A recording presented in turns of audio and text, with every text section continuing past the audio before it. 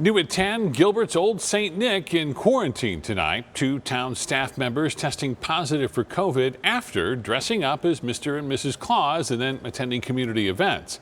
ABC 15's Zach Crenshaw has more. As you can tell, Gilbert is in the holiday spirit. Last weekend, they threw a Polar Express pajama party, and days later, had to tell the employees and 47 people that attended, Mr. and Mrs. Claus caught COVID.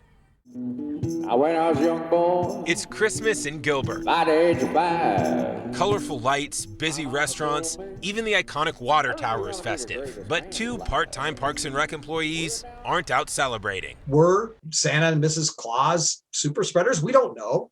It's unlikely. See, the town of Gilbert has been throwing Christmas-themed events, like a Polar Express pajama party and holiday cookies and crafts. That's where the employees, Mr. and Mrs. Claus, were Friday and Saturday. Monday, they tested positive. They did some good stuff. It wasn't all bad. These are photos from another Gilbert event this month. While the CDC recommends limiting your contact with strangers, the town says they had mitigation measures, like social distancing, limited capacity, and masks. But a spokesperson told us, quote, there were a few families who chose not to follow our recommendations. It sounds like in this case, there were people that weren't putting on their masks and they were asked to do it and they still didn't, but they weren't removed from the facility. It was a ticketed event, so families chose to pay $25. It also comes down to the consent of the governed. Many we talked to believed the tradition of seeing Santa was a risk families should be allowed to decide for themselves. How many years do the kids have that they really, appreciate a visit with, Mr. and Mrs. Claus? You got to leave it up to the individuals.